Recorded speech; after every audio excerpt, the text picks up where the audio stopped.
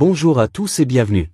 Nous sommes ravis que vous vous joigniez à nous aujourd'hui pour cette puissante leçon 5 du trimestre intitulée « Briller comme des lumières dans la nuit ». Dans un monde qui semble souvent plus sombre, plus bruyant et plus confus de jour en jour, Dieu appelle son peuple à briller, non pas par sa propre force, mais par une vie abandonnée à Jésus. Cette leçon tirée du chapitre 2 de l'Épître aux Philippiens nous rappelle que si Dieu œuvre en nous, il nous invite également à vivre notre foi de manière visible et concrète, en reflétant l'humilité, l'obéissance et l'amour sacrificiel du Christ. Au fil de cette leçon, nous découvrirons ce que signifie mettre en pratique ce que Dieu accomplit en nous, comment vivre en tant que sacrifice vivant et comment des croyants ordinaires comme Timothée et Épaphrodite peuvent devenir des lumières extraordinaires dans un monde obscur. Avant de commencer, si ce message vous encourage et vous aide à grandir dans votre marche avec Dieu, veuillez aimer cette vidéo, vous abonner à la chaîne et la partager avec quelqu'un qui a besoin d'espoir aujourd'hui. Votre soutien aide à diffuser la parole de Dieu plus loin que vous ne pouvez l'imaginer. Maintenant, ouvrons nos cœurs à la leçon d'aujourd'hui, car plus la nuit est sombre, plus la lumière de Dieu peut briller à travers vous. Le texte à mémoriser se trouve dans le livre des Philippiens, versets 14 à 15. Faites tout sans murmure ni dispute, afin que vous soyez irréprochables et innocents, enfants de Dieu sans défaut au milieu d'une génération perverse et corrompue, parmi laquelle vous brillez comme des lumières dans le monde. À la fin, vous entendrez le chant lié à ce verset. Chers auditeurs, la leçon commence par un rappel puissant du dessein originel de Dieu pour son peuple, l'obéissance qui révèle sa sagesse au monde. Depuis l'ancien Israël jusqu'à l'époque du Christ, le désir de Dieu a toujours été que ses disciples reflètent si clairement son caractère que les autres reconnaissent sa présence à travers eux. Jésus se déclare lui-même comme étant la lumière du monde, mais il confie également cette même mission à ses disciples, les appelant la lumière du monde. Cette lumière ne provient pas de la bonté ou des efforts humains, mais d'une relation étroite et abandonnée à Jésus, la véritable lumière. Lorsque le Christ est exalté dans nos vies, sa puissance devient visible à travers nous. Cependant, la leçon souligne une tension courante dans la vie chrétienne. Certains croyants s'attendent à ce que Dieu fasse tout, tandis que d'autres s'appuient trop sur leur propre plan et leur propre force. Le conseil de Paul dans Philippiens 2 aborde cet équilibre, montrant comment la puissance divine et la réponse humaine fonctionnent ensemble. Le thème central de la semaine est clair, la puissance de Dieu est accessible à tous ceux qui s'abandonnent au Christ, et lorsque nous permettons à son œuvre de façonner notre vie, nous brillons naturellement dans un monde obscur. Dimanche. Nous accomplissons ce que Dieu accomplit en nous. Paul commence par affirmer l'obéissance des croyants de Philippe et les encourage à continuer à marcher fidèlement. Il présente ensuite l'une des vérités les plus profondes de l'Écriture. Les croyants sont appelés à accomplir leur salut parce que Dieu lui-même agit en eux. Cela ne contredit pas l'évangile de la grâce. Paul précise ailleurs que le salut est entièrement un don de Dieu, enraciné dans le sacrifice du Christ et reçu par la foi. Même la foi elle-même est un don de Dieu, inspiré par le Saint-Esprit. Les efforts humains ne peuvent pas gagner le salut. Pourtant, le salut n'est pas passif.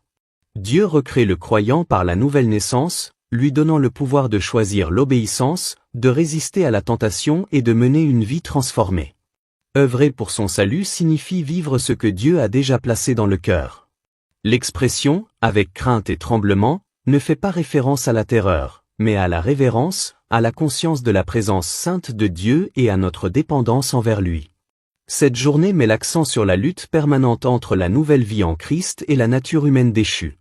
La victoire vient d'un abandon continu, de la prière et de la confiance en la puissance de Dieu plutôt que des efforts personnels. Leçon du lundi. La lumière dans un monde obscur. Paul passe de la croissance personnelle au témoignage public. Il exhorte les croyants à vivre sans se plaindre ni se disputer, reconnaissant que la désunion affaiblit le témoignage de l'Église. L'unité ne s'obtient pas par les seuls efforts humains, mais elle découle naturellement de l'obéissance au Christ et de la soumission à sa parole. En utilisant l'image des étoiles qui brillent dans un ciel sombre, Paul explique que c'est le contraste qui rend la lumière visible. Plus le monde devient sombre, plus une vie chrétienne fidèle sera remarquable. Cependant, les influences du monde, valeurs, divertissements et pressions culturelles, peuvent atténuer cette lumière si les croyants leur permettent de remplacer les normes de Dieu. Paul décrit les enfants de Dieu comme irréprochables et innocents, soulignant leur intégrité morale et leur pureté. Cela ne signifie pas la perfection sans lutte, mais un engagement sincère et sans partage envers le Christ. S'accrocher à la parole de vie permet aux croyants de rester ancrés et concentrés sur l'éternité plutôt que sur l'approbation temporaire. Cette journée met les croyants au défi d'examiner les domaines dans lesquels ils font des compromis et les invite à permettre à Dieu de purifier et de transformer leur vie, afin que leur témoignage reste clair et fort. Leçon du mardi. Un sacrifice vivant. Paul présente sa propre vie comme un exemple d'abandon total. Utilisant l'image d'une libation versée à Dieu, il exprime sa volonté de donner même sa vie si cela sert l'Évangile. Ce qui peut apparaître comme une perte ou un gaspillage aux yeux du monde, ou aux yeux de Dieu, un acte d'adoration et de dévotion. Paul relie son sacrifice potentiel à la foi des Philippiens, décrivant leur vie comme un sacrifice vivant. Les premiers chrétiens ne dépendaient pas uniquement des pasteurs ou des dirigeants pour répandre l'Évangile, ils partageaient activement leur foi, ouvraient leur maison, enseignaient les Écritures et enduraient des épreuves pour l'amour du Christ. Cette journée invite les croyants à réfléchir à leur niveau d'engagement.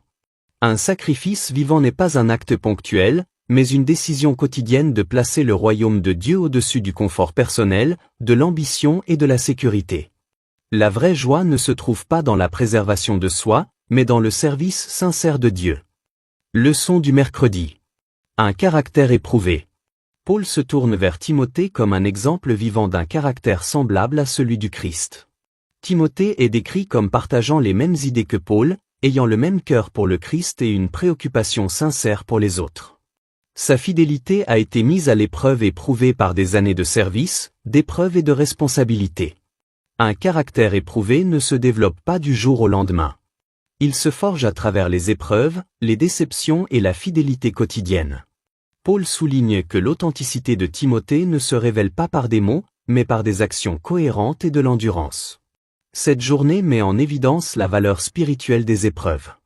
Les expériences difficiles révèlent ce qui se trouve véritablement dans le cœur et offrent des opportunités de croissance.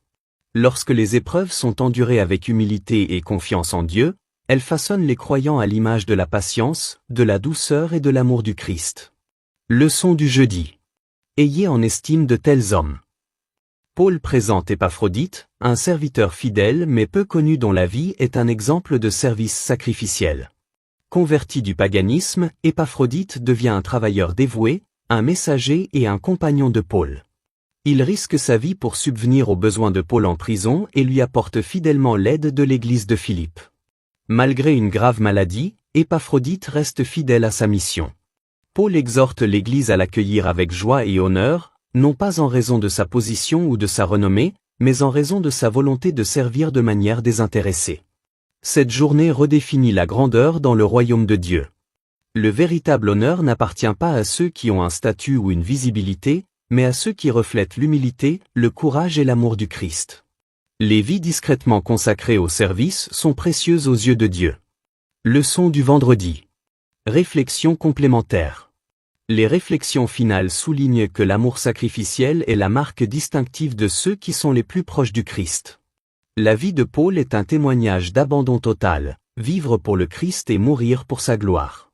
Ellen G. White rappelle aux croyants que les pressions et les épreuves croissantes révéleront ceux qui sont restés véritablement fidèles. À mesure que le monde s'assombrit et que l'opposition s'intensifie, le peuple fidèle de Dieu brillera davantage. Ceux qui semblaient autrefois faibles deviendront des témoins courageux, fortifiés par le Christ. La leçon se termine par un appel à honorer Dieu par la fidélité, à résister à la conformité au monde et à vivre le salut sans tomber dans le légalisme, en dépendant pleinement de la grâce tout en coopérant activement à l'œuvre transformatrice de Dieu. Chers auditeurs, comme nous l'avons vu tout au long de cette leçon, briller comme des lumières dans la nuit n'est pas une question de perfection, mais d'abandon.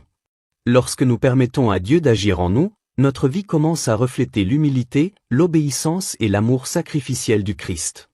Dans un monde qui s'assombrit, chaque choix fidèle, chaque acte de bonté et chaque prise de position en faveur de la vérité devient une lumière qui guide les autres vers Jésus.